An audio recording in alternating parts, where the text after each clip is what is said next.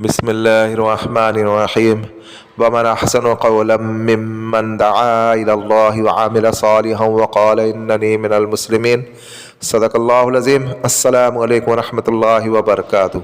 جیسا کہ آج آپ ٹائٹل پہ دیکھ رہے ہیں عملیات کی شرائط، عملیات کیوں کامیاب نہیں ہوتے، مکمل معلومات۔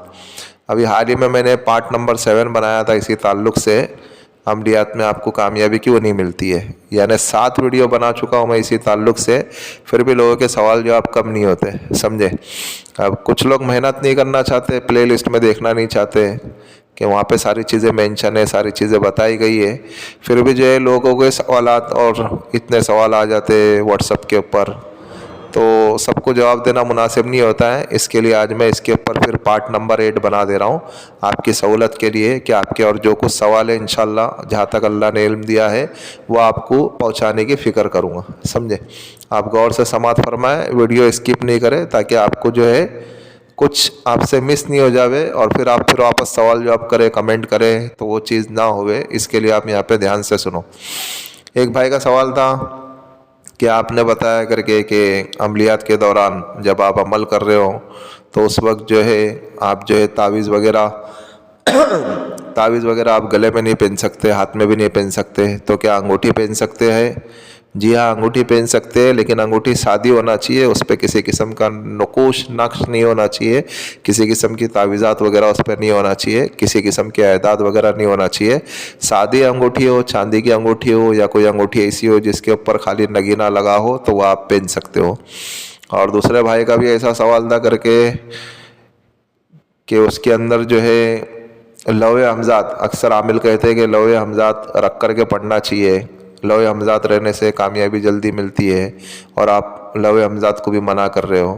آپ اگر لوح حمزات بھی اگر رکھ کر کے پڑھو گے نا تو بھی آپ کو عمل میں کامیابی نہیں ملے گی، سمجھے، کیونکہ لوح حمزات بھی ایک قسم کا نقش ہے، ایک قسم کی تعویذ ہے۔ تعویذ آپ کو کسی بھی قسم کی رکھنی ہی نہیں ہے، اور یہ بیچارے بیوقوف لوگوں کو معلوم ہی نہیں ہے اس بات کا کہ لوح حمزات کہتے کسے۔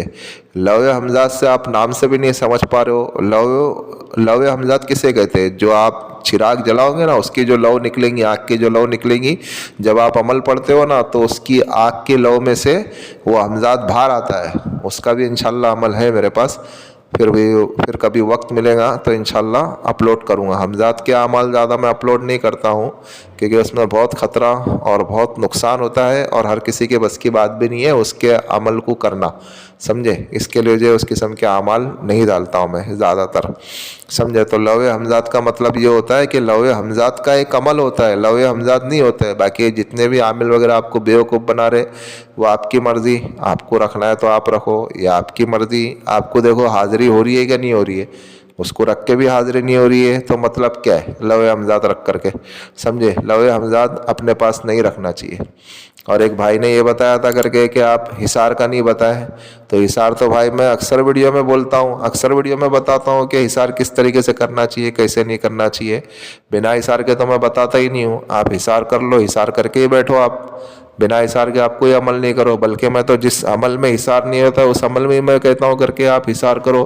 حصار سے آپ کی سیفٹی ہوں گی، آپ کی حفاظت ہوں گی، اور بہترین حصار وہ ہے ایت الکرسی کا حصار ہے، سمجھے۔ اور جو عامل ہوتے ہیں نا، جو عمل کرتے ہیں، انہیں روزانہ 100 مرتبہ فجر کی نماز کے بعد ایت الکرسی پڑھنا لازماً ضروری ہے۔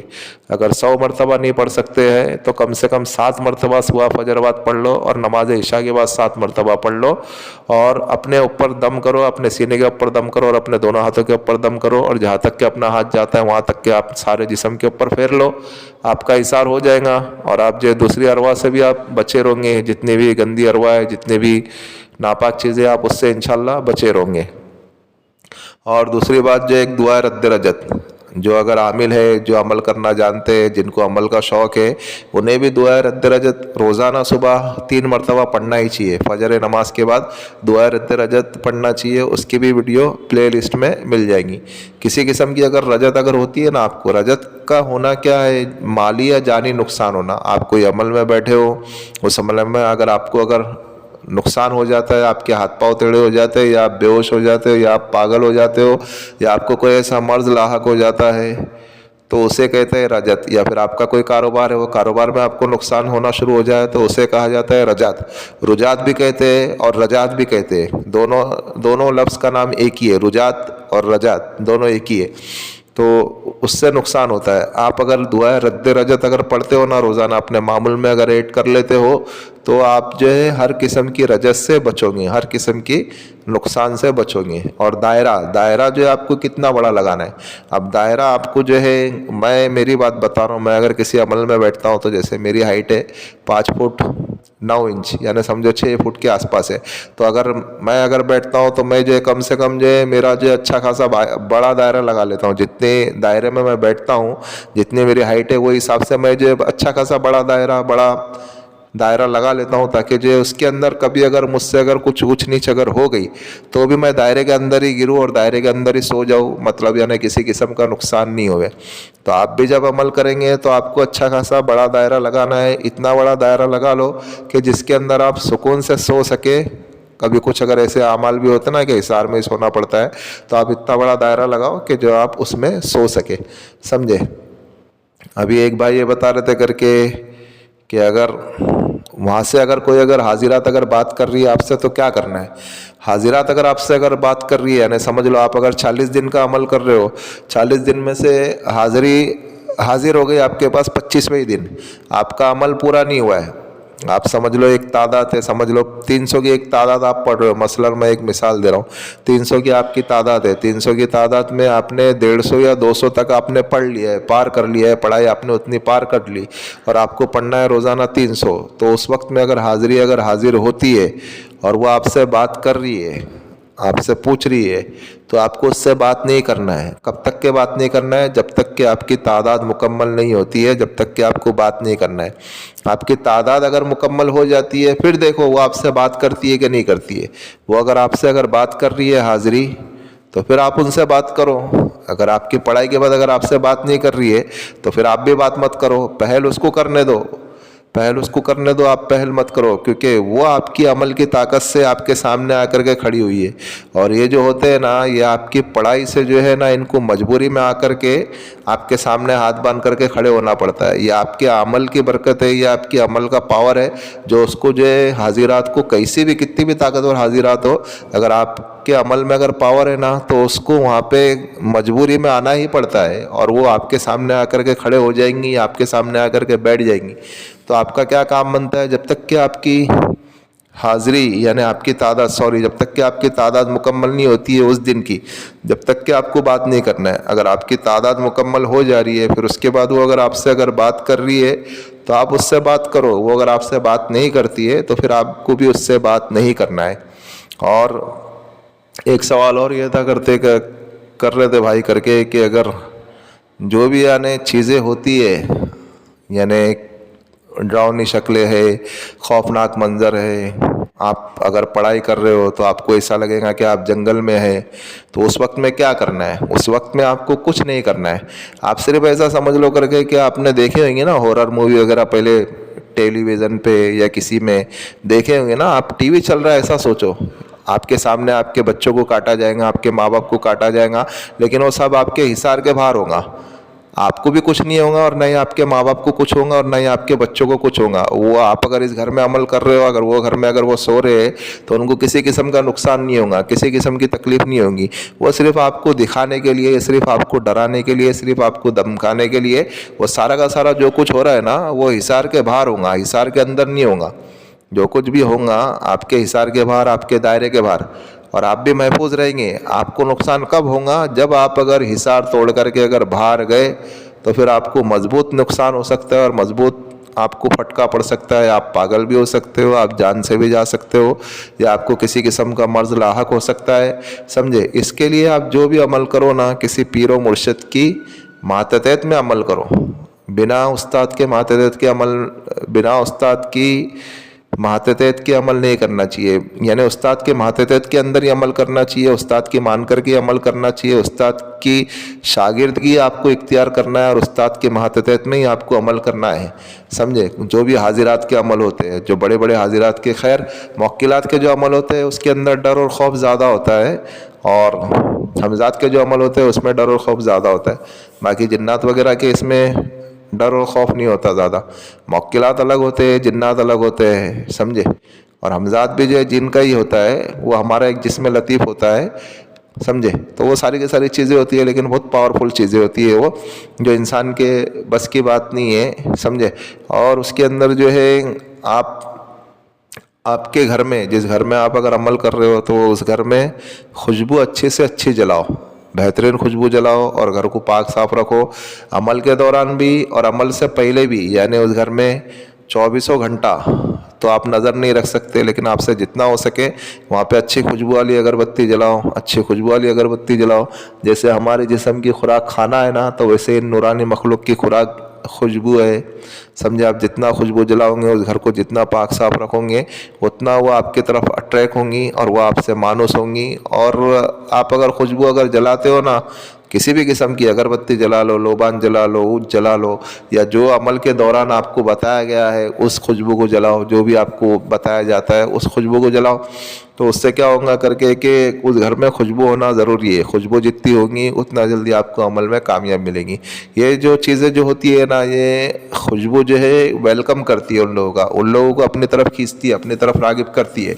तो फिर वो अट्रैक्शन होकर के अपने पास जो है आने के ऊपर मजबूर हो जाते हैं, समझे? तो इसके लिए आप ज़्यादा से ज़्यादा खुशबू जलाओ और ज़्यादा से ज़्यादा आप अगरबत्ती जलाओ या लोबान जलाओ या ऊद जलाओ, किसका भी बखूर आप जलाओ। जो पढ़ाई के टाइम पर जो रिक्वायरमेंट होती है, जिस चीज़ का आपको बताया जाता है इस चीज़ का बखूर जलाओ, तो पढ़ाई के दम पे तो आपको वही बखूर जलाना है। उसके अलावा आप कोई खुशबूदार अगरबत्ती जला लो, कोई खुशबूदार अगरबत्ती जलाओ, ताकि उस घर को मुअत्तर रखो, खुशबू वाला रखो। और आप पढ़ाई के टाइम पे आप एक लिबास अपना मुख्तस कर लो, समझे? वाइट लिबास ही पहनना है, 2 लिबास कर लो। कभी अगर वो 10 दिन में 10 दिन पहनो, 7 दिन पहनो, 8 दिन पहनो, अगर वो मैला हो जाता है तो आप उसको धोने में डाल दो, फिर दूसरा वाइट लिबास आप पहन सकते हो, समझे? इस तरीके से आपको जो है ये चीज़ें करना पड़ेंगी। तो इससे जो है आपको जो है अमल में कामयाबी के ज़्यादा अमकान होते हैं। और हो सके तो आप बावज़ू रहने की कोशिश करो और बावज़ू रहने की फ़िक्र करो। और तादाद जो भी आपको बताई जाती है ना अमल के दौरान, किस में बताई जाती है 1000 है, किस में बताई जाती है 100 है, किस में बताई जाती है 200 है। खैर, आप जो भी इबारत का या जो भी अस्माउल हुस्ना का या जो भी अल्लाह के कलाम की आयतों से अगर आप अमल करते हो, तो उसमें मुसन्निफ़ ने या आपके उस्ताद ने या आप जिसके मातहत में अमल कर रहे हो, उसने आपको जितनी तादाद बताई है उतनी ही तादाद पढ़ना है, ना उससे कम पढ़ना है ना उससे ज़्यादा पढ़ना है, समझे? कम पढ़ो ना ज़्यादा पढ़ो, जितना आपको तादाद बताई जाती है उतना आपको पढ़ना है। और जब आप अगर ऊद की अगर लकड़ी जलाते हो ना, ऊद का अगर बखूर बोला जाता है, तो ऊद की लकड़ी आती है, वो लकड़ी जब आप अगर जलाओगे ना तो उसमें खुशबू आती है अच्छी। लेकिन लकड़ी जलाने से पहले आपको थोड़ा ध्यान देना है, उसके अंदर कोई कीड़ा वीड़ा अगर रहेगा ना, तो बखूर में अगर आप वो अगर जला देते हो, वो कीड़ा भी अगर मर जाता है ना उसमें, तो आपका उससे भी अमल ख़राब हो जाता है। और आप अगर अमल करते हो ना, जिस जगह पे आप अगर अमल करते हो, तो उस घर में किसी जानदार की फ़ोटो भी नहीं रहना चाहिए और कोई जानदार चीज़ भी नहीं होना चाहिए, समझे? जैसे बिल्ली है, कुत्ता है, पोपट है, मैना है, जितनी भी जानदार चीज़ें हैं वो उस घर में नहीं होना चाहिए। हाँ, जिस अमल में अगर रिक्वायरमेंट है कि इस जगह पे आपको जानदार चीज़ रखना है और ज़बा करना है और फिर पढ़ाई करना है, तो वो अलग बात होगी। जिस अमल में आपको नहीं कहा जाता है तो उस अमल में आपको नहीं करना है, समझे? और अमल के दौरान जितना हो सके ना अपनी अहलिया से दूरी इख्तियार करो, यानी मतलब सोबत वगैरह मत करो जितना हो सके। हालांकि वो जायज़ है, लेकिन फिर भी जो है जितना हो सके आप जो है अपनी अहलिया से दूर रहो, सोबत इख्तियार मत करो, समझे?